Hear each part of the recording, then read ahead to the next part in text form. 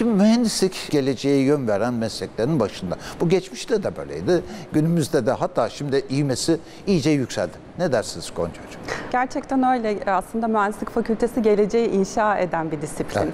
Neden diyecek olursanız şu an oturduğumuz stüdyoda bile aslında birçok mühendislik projesi çıktısıyla donatılmış durumdayız. Hani kullandığımız mikrofondan hoparlöre, kameraya, aslında bunların ışık sistemi, hoparlör sistemi, bunların hepsi birer mühendislik projesi çıktısı aslında. Yıllar önce bunların her biri birer fikirken mühendisler aslında bu fikirleri, bu yenilikçi fikirleri çağın gereksinimleri doğrultusunda somutlaştırıyorlar ve günlük hayatımızda hibrit getiriyorlar. Dediğimiz, yani birlikte kol kola çalışıyorlar değil mi? Hepsi bir arada. Tabii ki bütün mühendislik dallarının birlikte çalışmasıyla geliştirilen yazılım, elektronik, endüstri mühendisliği, hepsinin birlikte çalışmasıyla oluşturulan ve günlük hayatımıza giren teknolojileri aslında mühendislikler geliştiriyor. O yüzden biraz da çağın gereksinimleri doğrultusunda bu klasik mühendisliklerin yanında çok daha spesifik mühendislik dalları her şey kim için? Başladı. Hepimiz, öğrencilerimiz için, geleceğimiz için. İnsan için. İnsan için. Bütün hepsi insan için. İnsanın işte üretimi, mutluluğu, öyle değil mi? Evet. Verimi. Peki neler değişti? Yani mesela bundan kavram olarak vardı ama 3-5 yıl önce yapay zeka mesela çok gündemde değildi. Birçok şey kısa sürede değişmeye başladı. Siz ne yapıyorsunuz? Mühendislik fakültesi olarak bunların takibini ve sadece takip de değil, hani bir de öncelikle de sağlamak lazım. Ne dersiniz? Tabii ki öğrencilerimizin kendilerini geliştirmesini bekliyoruz. Biz de müfredatımızı dinamik tutmalıyız. Dediğiniz gibi yapay zeka, sürdürülebilirlik konuları, dijitalizasyon, bunlar hayatımıza giren konular. Bizler de mühendislik fakültesinde bunları müfredatımıza dahil ediyoruz. Öğrencilerimize projeler yaptırıyoruz. Dediğiniz gibi multidisipliner çalışma çok önemli. O yüzden mühendislik fakültesinde öğrencilerimize farklı disiplinlerle çalışmalarını aslında empoze etmeye çalışıyoruz. Farklı disiplinler bir arada çalışarak ortak bir proje ortaya koyabiliyorlar. Dolayısıyla bu şekilde çok daha yenilikçi teknolojiler ortaya çıkabiliyor. Hani saç ayağı dediğimiz şey vardır. Mesela eğitimde veli, öğrenci ve öğretmen, işte okul dediğimiz. Ama sizde de mesela üniversitede de mühendislik özeline konuşuyoruz şu anda.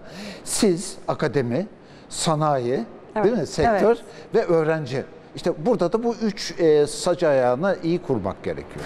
Burada şöyle yapıyoruz. O sac ayağını iyi kurmak gerçekten çok önemli. İyi bir mühendis yetiştirebilmek için. Öğretim üyelerimizin akademik destekli projeleri var. Aynı şekilde sanayi destekli projeleri, sanayi danışmanlıkları da söz konusu. Biz bunları öğrencilerimizle de bu yapının içerisine dahil etmeye çalışıyoruz. Bunun için de tabii ki projeler çok önemli araçlar. Öğrenciler lisans, yüksek lisans, doktora seviyesinde öğrencilerimiz hem akademik hem sanayi destekli projelerimizde yer alabiliyorlar. Hatta günümüzde TÜBİTAK'ın direkt öğrencinin kendi fikrini hayata geçirmesi için imkan verdiği proje tipleri var. Öğrenci bir danışman mentörlüğünde kendi fikrini proje haline getirebiliyor ve o projenin yürütücülüğünü yapabiliyor. Ve işte onu hayata geçirmek için gerekli maddi desteği de TÜBİTAK'tan alıyor ve hem onu çok teşvik edici bir şey oluyor bu ilerisi için. Hem de öğrenciyi bu dediğiniz üçlü yapının içerisine almış oluyoruz bu şekilde. Şimdi 96 yılında üniversitenin kuruluşuyla birlikte mühendislik fakültesi de, yani o devirden beri, o devir diyeceğim yani kısa bir süre ama yani o kadar çok şey oldu ki o kadar süre içerisinde en sağlam fakültelerinden bir tanesiydi Yeditepe Üniversitesi'nin. Şu anda sanırım 3000'in üzerinde öğrenci var, aktif öğrenci var. Evet, yaklaşık 3600 öğrencimiz, 6000 küsür mezunumuz var şu anda.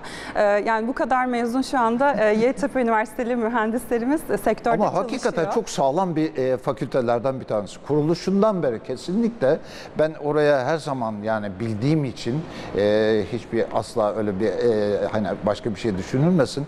Çok öğrenci göndermişimdir ve göğsümü gere gere göndermişimdir ve oradan mezun olduktan sonra zaten öğrencinin önü çok açık ve 10 bölüm var galiba kadarıyla ve bunlar sektörde tam karşılığı olan bölümler. Evet, 10 bölümümüz var. Bunun içerisinde bilgisayar mühendisliği, elektronik mühendisliği, endüstri mühendisliği gibi klasik mühendislikler var. Onun yanında çağın gereksinimleri doğrultusunda biraz daha spesifik konulara yönelmiş disiplinlerimiz de var. Biyomedikal mühendisliği gibi, biyomühendisliği mühendislik gibi, gıda mühendisliği gibi. Zaten biyomedikal ilk kurulan, yani Türkiye'deki ilk kurulan bölümlerden bir tanesi. Evet, şu anda da bu yapıyı da güçlendirmek için aslında projeler biraz önce de bahsettiğim gibi bizim için çok önemli.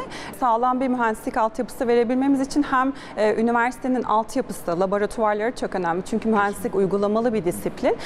Şu an bizim yaklaşık 207 laboratuvarımız var mühendislik fakültesinde ve derslerimizin hemen her bölümde uygulamalı laboratuvarlı bölüm derslerinin oranı en az %50, en çok %90 oranına kadar gidiyor bu. Peki Gonca Hocam, sözünüzü kestim de aklıma geldiği için, mesela bu 10 bölüm birbiriyle bence çok iç içe.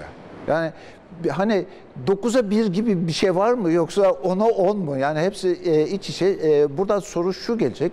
İlk 2 yıl sandığım kadarıyla bütün dersler ortak olsa gerek herhalde.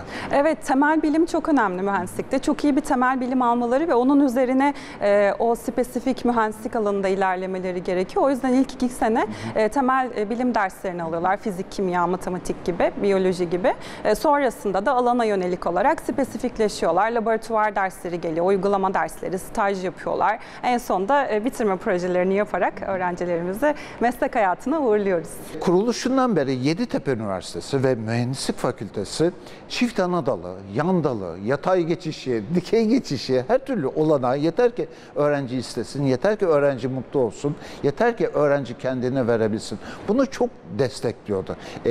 Mühendislik Fakültesi'nde bu bölümler arasında herhalde bu olanaklar son derece açık. Evet, üniversitenin en güzel özelliklerinden biri de aslında öğrencilerimiz çap yan dal yapma imkanı bulabiliyorlar ve bunu da çok kolaylıkla sürdürebiliyorlar. Buna ek olarak gıda mühendisliğinde bizim konsantrasyon programlarımızda bulunmakta. Öğrenciler... Konsantrasyon sadece gıda mühendisliğine mi yönelik, mühendislik fakültesinin tümü için? Gıda mühendisliğine yönelik olarak konsantrasyon programlarımız. Burada öğrenci seçmeli derslerin belirli bir bölümünü spesifik olarak bir alana yönelik seçtiklerinde diplomalarına ek olarak bir sertifika alıyorlar. Örneğin işletme bölümüne yönelik belli sayıda ders seçerse işletme konsantrasyon belgesi, gastronomiden seçerse gastronomiyle alakalı. Konsantrasyon derken yoğunlaşmayı kastediyoruz. Evet, esasında, kesinlikle. Çünkü meslekler arasında aslında geçişkenlik var.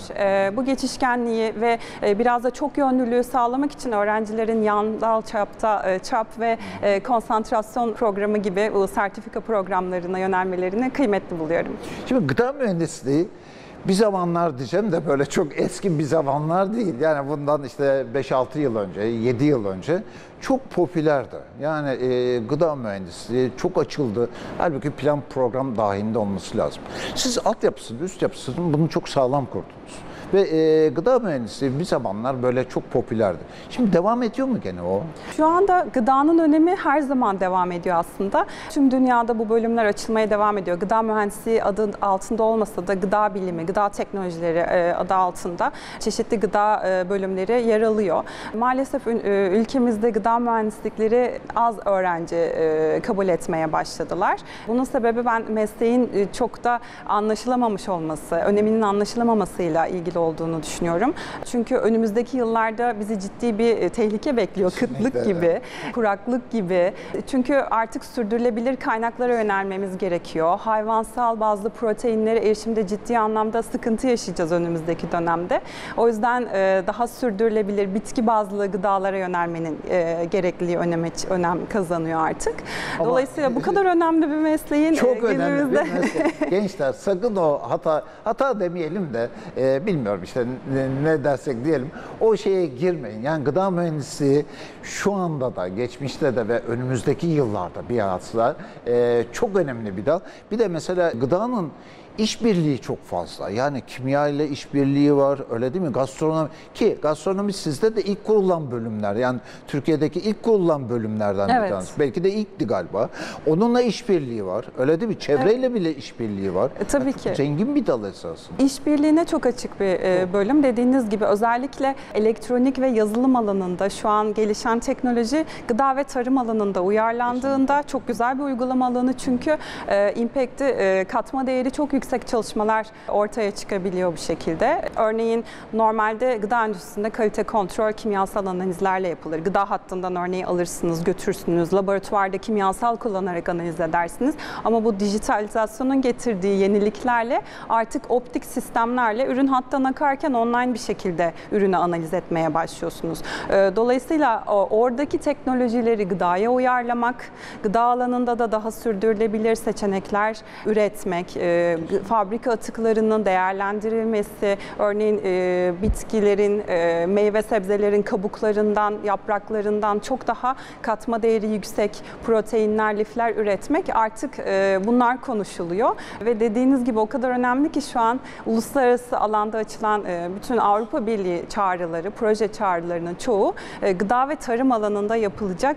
Ulusal bir meslek değil. Yani uluslararası bir de yabancı dil. Yani sizin üniversitenin en hassas olduğu noktalardan bir tanesi. Yabancı dil. Evet. Eğitim dilimiz %100 İngilizce bütün bölümlerimizde. Bu çok önemli çünkü artık bilim dili oldu İngilizce. Dolayısıyla öğrencilerimiz çok aktif bir şekilde kendilerini ifade edebiliyorlar ve literatürdeki gelişmeleri de çok rahat bir şekilde takip edebiliyorlar. Mezun olduklarında da onlara çok güzel bir avantaj sağlıyor. Peki bir de sizin hani şeyiniz, yurt dışı açılımınız çok fazla. Yani olay sadece buradaki stajlar falan değil. Yurt dışı stajları da var, yurt dışı kongreler de var, evet, seminerler de var. Dolayısıyla hani öğrenci yabancı dili sağlam olduktan sonra işte buradaki yan dal, çift ana dalı değerlendirdikten sonra yani önü çok açık. Kesinlikle. Aynı zamanda öğretim üyelerimizin uluslararası projelerinde de öğrencilerimiz yer alabiliyor. O da onlara bir ufuk açıyor. Ya da uluslararası öğrencilerimiz var. Onlarla etkileşim halinde bulunabiliyorlar. Konferanslara katılabiliyorlar. Aynı zamanda yaptıkları projelerde sanayiyle etkileşimde bulunuyorlar. Ve biz aslında öğrencilerimize bitirme projelerini belirlerken genel küresel anlamdaki problemlere çözüm bulmalarını bekliyoruz. Sadece lokal olarak. Seni nasıl tercih etmiştiniz? Ben gıda mühendisliğini tercih ettiğim dönemde bu kadar bilinçli tercih değildi aslında. Tabii ki bu gıda alanındaki eksiklikler, yapılması gerekenleri görerek ve bu meslekten insanlarla konuşarak aslında bir yönlenme yaşadım. Ve konuştukça, üniversitelere gidip ziyaret ettikçe de bu alandaki açığı görüp tercihte bulundum. Peki ne tavsiye edersiniz? Ben öğrencilere kesinlikle içlerinden gelen sevecekleri mesleği yapmalarını tercih ediyorum, öneriyorum. Merak çok önemli. Çünkü insan merak ettiği zaman o alanda daha da derinlemesine bilgi edinmek istiyor. O yüzden de merak ettikleri alana yönelmelerini öneririm. Artı akıllarında bir bölüm varsa mutlaka işte öğrenci olduklarında neyle karşılaşacaklarını görmeleri için o bölümün müfredatını açıp incelesinler. Hangi derslerle karşılaşacaklar? Sözel ağırlıklı mı, kimya ağırlıklı mı, biyoloji ağırlıklı mı? Bu onlara bir fikir verecektir. En azından kendi yetkinliklerini en iyi şekilde ortaya koyabilecekleri bölümü seçmesi açısından bir rehber olacaktır. Şey olmasın, hemen parayı düşünmeyelim. Sen işini sevdiğin zaman, iyi yaptığın zaman zaten o arkadan gelir. Kesinlikle. Ama buyurun. Kesinlikle. Çünkü günümüzde maalesef dediğiniz gibi yüksek getirili mesleği tercih edelim. O gün en çok konuşulan, en popüler olan mesleği seçelim gibi bir algı var. Evet. Bunun yerine sevecekleri ve kendilerini geliştirebilecekleri bir meslekte tercih edelim. Ne güzel program oldu.